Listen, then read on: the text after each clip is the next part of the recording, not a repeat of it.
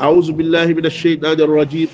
بسم الله الرحمن الرحيم. الحمد لله رب العالمين، والصلاة والسلام على أشرف الأنبياء والمرسلين سيدنا محمد وآله وصحبه ومن تبعهم بإحسان إلى يوم الدين. اللهم علمنا ما ينفعنا وانفعنا بما علمتنا وزدنا علما. سبحانك لا علم لنا إلا ما علمتنا إنك أنت العليم الحكيم. وعلمك ما لم تكن تعلم، وكان فضل الله عليك عظيما. وعنده مفاتيح الغيب لا يعلمها إلا هو، ويعلم ما في البر والبحر، وما تسقط من ورقة إلا يعلمها، ولا حبة في ظلمات الأرض ولا رطب ولا يابس إلا في كتاب مبين. إلهي فوضت الأمور جميعها إليك فدبرها بما شئت والنفي، وسلمني اللهم يا ربي واحمني، وخذ بيدي وامن وجد وتعطفي. ثم أما بعد، قال السلطان الناصر لدين الله والآسر الكاسر لأعداء الله سيدي أبو حفص عمر بن سعيد الفوتي رضي الله تعالى عنه وأرضاه ونفعنا به في الدارين آمين. إن الهدى في الذكر والسنة قط، وما اهتدى المعرض عن هذين قط. ما دون الأئمة الأعلام تفسير هذين به يرام، ومنهما تحقيق ذا يرام، ومن خلا عن واحد يلام. وجامع الكل هو الإمام في أي عصر كان، والسلام سيد تال. بندرا بتنبه بسم الله مولانا نجوك دفتر من الأخضر. وي وتأخير الصلاة أنا هرمدو كل فادو ليلتنا جولد أنا أوقات هذا وقت جمود. سو وقت جولد يوري تنا جولات سا جولانه وقت أجولي تنقل وقت يوتي أوين نتبكات أنا هرمي. So waktu woni a julani wata wada wonde ngamtu ka dani do da julani ka jejjit do da julani koy mobel gondo da julani a winda take bakkat. Kono so tawi tan waktu yonti a julani ada andi waktu yonti aysa juli ka bindante do bakkat. Do woni wa ta'khiru salati leltinde julde an awqati ha ga waktuji mudum. wala yahillu lahu daganta ko kelli faado suhbatu wondinade fasikin fasik daddo mo ganduda ko fasik ko gofo walla odo ko jaro sangara ko jaro doro a wattamo sehil mada a wattamo musiddo mada wala tata ko gido mada odo ko gujjo a wattamo sehil mada odo ko penowo a wattamo sehil mada sa wadi mo sehil ma wadi ko harbi. wala yahillu lahu daganta ko suhbatu wondinade fasikin fasik wala mujalasatu dagaji hay jodo dade makko odo ko jaro dolo o joodima do imbo ya ilaabi mo woto joodo sere makko. odo ko gujjo o joodima do woto joodo sere makko imbo ya ilaabi ma. odo ko peno yimbe fo gandiri ko fedade so joodima do woto joodo sere makko imbo ya ilaabi ma. li ghayri daruratin sana so wonti ko lor odo ko gujjo garda ada jolay sotarama tawda o mo jooda der sotarama he wol do batta sa jolani jippoda sotarama ha cuba. odo ko gujjo biida ada dawada hucci siga so garda kupuda biye natda der kartan tawda o mo jodi biya bismillahir rahmanir rahim. wi bismillahir rahmanir rahim jododa hay hude wattama li ghayri darurati so wana lor so wonti lor hay hude ala hen. wala yatlubu woto neddo dabbu rida weluya al makhluqina tabade be bi sukhdi tigginde e tikkinde al khaliq Allah tagdo o. neddo woto dabbu weluya tagore de tawada tikkina Allah tagore de be jidi ko wata was julde be jidi ko wata julde. kono Allah yidi ko ya jul a watta ko be jidi ya was julde ko tikkina Allah bada ko be jidi ko ala be do be jidi ko jamma fof yo radio go waldo ene hubba ha weddogo fajiri dada yimbe woto yante mabbe woto walde mabbe radio go ene yima ha weta ala. so be jodi ma woto jodo sere mabbe sa jodi ma sere mabbe a yanti e mabbe a wadi ko tikkinta Allah ko weltinta yimbe woto wad non. be do be jidi ko kewdude do gollal gal ganduda yaadata e sharia abe gandi yaadata e sharia an sa haali hen jogorani wadde sa haalani koko watta haali hen wasa wadde wi ko puddo do ko mojjani ko fenade gacce dum welani Allah. kono woto accu gollal mabbe gal yaha Allah tikka ma kambe be belto ala a tikkina yimbe be Allah welto ma Allah welto do ma kono a weltinta yimbe be Allah tikka ma ɗum woni wala yatlubu woto ɗaɓɓu rida a welu e almakhluqina tagawre nde mi suhɗi e tikkinde alkhaliq allah tagɗo o qala llahu jomiraɗo wi subhanahu mo senare wodani wallahu allah wa rasuluhu e nalaɗo muɗum a haqqu ɓuuri hande an yurduhu nde ɓe ɗaɓɓata weluya mum in kanu muminina so tawi koɓe julɓe ko ni allah wi hani weltinede hani ɗaɓɓede weluya mum ko allah e nelaɗo ɗaɓɓata ko weluya allah e weluya nelaɗo allah hay sinno yimɓeɓe fof mettini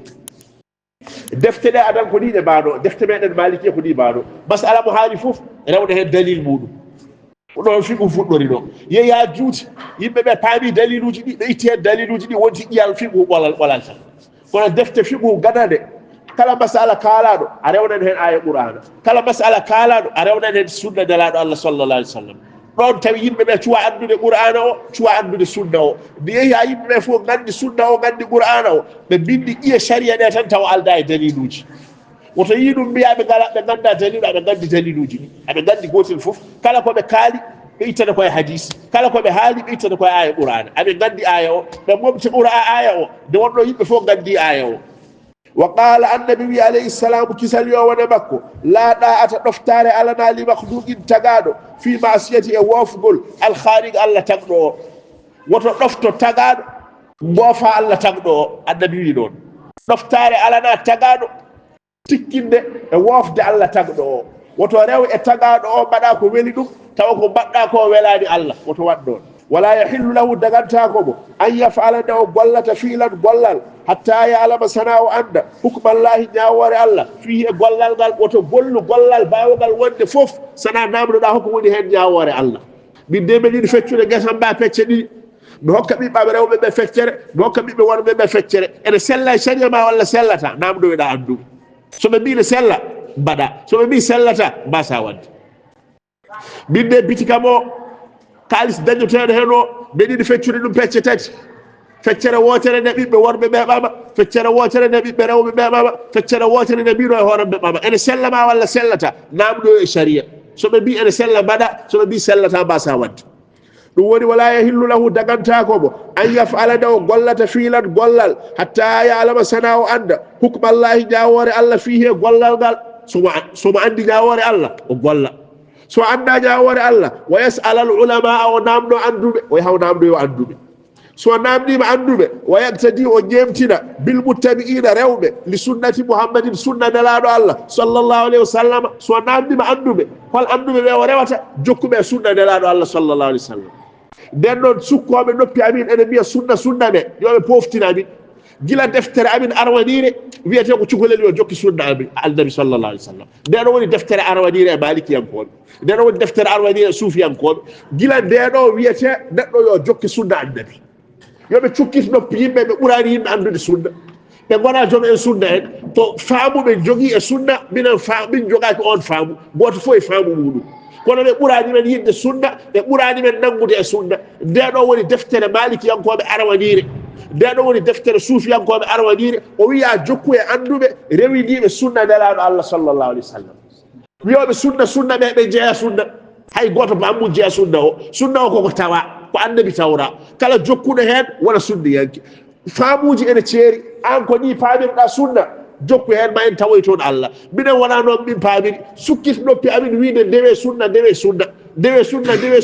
minen koye sunna min dewi gila deftere amin arwanire ko neɗɗo yo jokke sunna annabi sa yeehi isdiya kadi o wima ya jokke sunna annabi sa yeehi arisala wima ya jokke sunna annabi ɗi fof ko mbi ko neɗɗo yo jokke sunna nden noon ɓe ɓurani men andude sunna wa yaktadi o ñemtina bil muttabi'ina rewiniɓe li sunnati muhammadin sunna nelaɗo allah sallllahu alih w sallam yurmede kisal yo wona makko allazina ɓen yadulluna tinɗinoɓe yimɓe ala taatillahi ɗoftade allah ɓen goni sunniyankoɓe wa yuhaziruna ɓe dentina yimɓe min ittibai cheyɗani rewinade e cheyɗane wala yarda woto wele li nafsihi hoore makko ma radiyahu ko wela ɗum almuflisuna yimɓe fellisaɓe woto welane hoore maɗa an kellifaɗo ko yimɓe pellisaɓe belana koye mum goo allazina hol wonɓe fellisaɓe allazina da'at ɓe ganduɗa yeeɓima boni yeehi mere amaruhum duuɓi maɓɓe fi gayri da'atillahi taala ko alda e ɗoftade allah ɓen goni fellisaɓe neɗɗo malkisaɗo wonamo ala hay buɗɗiɗi komo ganduɗa gurdam muɗum gasi tawa rewani allah ko on woni malkisaɗo on woni pellisaɗo fellisede firti komo ala hay hunde mo ala hay hunde wona gonɗo aduna ga mo ala ko ñaami ko hirti ko wona on woni mo ala hay hunde komo gurdam mum fof gasi rawani Allah o ko on woni mo ala hay hunde wala yarda woto wele li nafsihi wonande hoore makko ma radiyahu ko wela ɗum almuflisuna yimɓe fellisaɓe allazina ɓe ganduɗa da'at amaruhum gurdemeje mum en yeehi mere gurdemeje maɓɓe yeebima gurdemeje maɓɓe perdi fi gayri ɗa'atillahi ko alda e ɗoftade Allah fa ya hasanatahum ya bonande maɓɓe ɓe bonirama yawmal qiyamati wa ya ɗula bukaihim ya juutugol bojji maɓɓe yawmal qiyamati jene darga nasalullaha eɗen ñaagui Allah subhanahu mo senare wodani an yuwaffiqana yo hawri dimbene sawabu littiba'i dewino ɗen sunnata nabiyina sunna annabi meɗen sunna o arti kadi gila deftere men arwanine eɗen gandi sunna sa yeehi a risala ko noon wala yasihu qawlun wa fi'lun wa amalun illa bi niyyatin wala kaza wa kaza illa bi muwafaqati sunnati ari salade haala ɗum ɗo sellata sana so yaade sunna izziya wali sa'iri ahli sunnati almuhammadiyya faslu gadano o sa'iri ahli sunnati almuhammadiyya izziya ne haala sunna ari salade haala sunna lafdani ne haala sunna heddi sunna o ko goto fof no famiri an ko pamɗa ko ɗum woni sunna e hakkille maɗa jokke ɗum ɗon minen min pamarani ɗon kono woto sukku noppi amin gare ndewe sunna a ɓurani min andude sunna nasalullah eɗen ñaagui Allah subhanahu mo senare wodani an yuwaffiqana yo hawridin men littiba'i rewidade sunnati nabiyina sunna annabi meɗen wa shafi'ina e tefnowo meɗen wa sayyidina e horoje meɗen muhammadin biyeteɗo muhammad sallllahu yallah ɓeydi yurmede alayhi e dow makko wa sallama Allah hisnamo wa ta'khiru salati ene jeeya ko harmi leltinde julde ana huqati ha ga waktuji muɗum wala yahillu lahu dagantako kellifaɗo suhbatu wondinade fasikin neɗɗo fasik wala mujalasatuhu wota hay joɗoɗo e makko wona hay joɗodade e makko li gayri daruratin sana so wonti lor jaaɗa l'hôpital tawɗa omo jooɗi joɗɗa sene makko holno batta awa yaltude l'hôpital o a sellaji wala yaɗlum woto ɗaɓɓu rida a weluya almakhluqina tagaɓe ɓe bi suhdil khaliqi tikkinde tagowo omo jogi omo ɓahiɗo jama omo e noddina wendogo ko adi wendogo o noddinan 4 heures so noddini 4 heures so julgol yoni o noddina lawol ɗiɗaɓol hoddiɓe ɓe jiiɗa noddinago ngo ene findina ɗumen yoɓe maayi a noddinat ɓe jiiɗa noddine a wiyata aɗa acca noddinago batte hoddiɓe ɓe ala a noddinat ko noddinago welata Allah ko ɗum batta a ƴewata ko welataɓe koɓe leliɓe ɓe ɗaniɓe ɓe jiiɗa finde a wiyata gacce yimɓe ɓe ɗano woto noddine ala a noddinat so belaniɓe yoɓe maayi wala yaɗɗum woto ɗaɓɓuri da welwe almakhluqina tagaɓe ɓe bi suhdi sibi tikkinde alkhaliqi Allah tagɗo o qala llahu Allah wi subhanahu mo senare wodani wallahu Allah wa rasuluhu e nelaɗo mum a haqqu ɓuuri hande an yurduhu nde ɓe ɗaɓɓata welwiya muɗum in kanu soɓe laatima muminina koɓe julɓe wa qala annabi wi alayhi salamu yo kisallone makko la ɗa'ata ɗoftare alana li makhluqin tagaɗo fi masiyati e wofde alkhaliqi Allah tagɗo o wala yahillu lahu dagantako kellifaɗo an yaf'ala de o gollata fiilan gollal hatta ya'lama sana o anda hukmallahi jawore Allah fihi gollal ngal wa yas'ala al ulama o namdo anduɓe wa yaqtadi o ƴemtina bil muttabi'ina rewiniɓe li sunnati muhammadin sunna nelaɗo Allah sallllahu alayhi wa sallam yurmede kisal yowone makko allazina ɓe ganduɗa yadulluna ene tindina ala ta'atillahi ɗoftade Allah wa yuhazziruna ene dentina min ittiba'i cheynade rewinade cheynade wala yarda woto wele li nafsihi wonande hoore makko ma radiyahu ko wela ɗum almuflisuna fellisaɓe boniraɓe